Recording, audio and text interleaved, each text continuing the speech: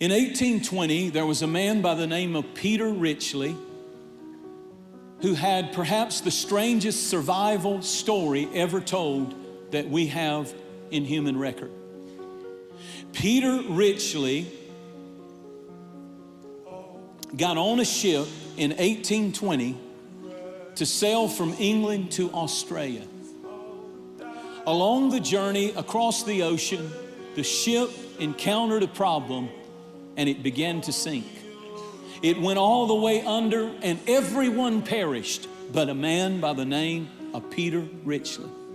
While he was floating in the water, a second ship happened to come along. They saw something in the water. They went over, and sure enough, he was rescued. The next day, they encountered a storm, and the second ship sank. But there happened to be a third ship, and Peter Ritchie was rescued by the third ship. But something happened along the journey, and the third ship, this is a historical record, you can check out what I'm telling you, it sunk.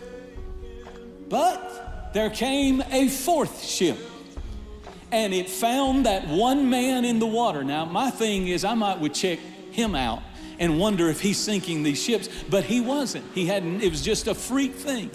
The fourth ship bailed him out of the water and rescued him. Come on, you're gonna help me preach. But while they're on their journey to Australia, the fourth ship sinks and a fifth ship comes along and bails him out of the water. But the fifth ship sunk, and the sixth ship came along. It was called the City of Leeds. That's the name of the ship, the City of Leeds, L-E-E-D-S. The crew pulled him out of the water, gave him warm clothes, fed him meal. He told them his unbelievable story. And as he finally got over that trip, and they were a few days from the harbor in Sydney, Australia, the captain came to him and he said, "Sir, would you do a favor for us?" And he said, "You saved my life. I'll do anything you ask me to do."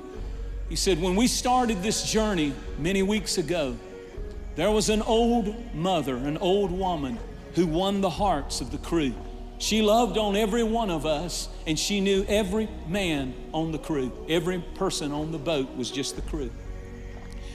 And she had a ticket going to Australia, but she became ill about a week ago, and she is so feverish and so sick that she is dying. She's down to nothing. She hasn't eaten anything. She's burning up with a fever, and we think she's so frail she won't last even till we make it to Australia.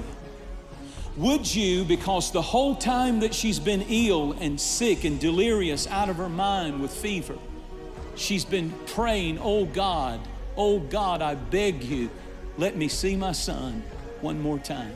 Just let me live to see my son, I beg you." And he said she goes in and out of almost a coma, but that's the prayer whenever she comes around. And the crew loves her so much, but she knows all of them, but she won't know who you are because we picked you up in the ocean. Would you pretend to be her son so she can leave this world in peace?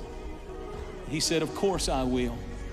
He walked in, and the captain kind of pushed him to the boat. He looked, there was a silver-haired, frail woman burning up with fever. It was obvious she was at the point of death, but under her breath, she was praying, "Oh God, please let me see my son one more time." And suddenly, when Peter Ritchie looked into the face of that woman, he broke and began to weep, because it was his mother, Sarah Ritchie, who had not seen him in 10 years, and she had made a decision to somehow go see her son one more time. And I believe the only reason that 5 ships sinking couldn't take him down, the storm couldn't destroy him, is we are to never underestimate the power of a praying mother. It'll get you through any storm. It'll get you through any crisis.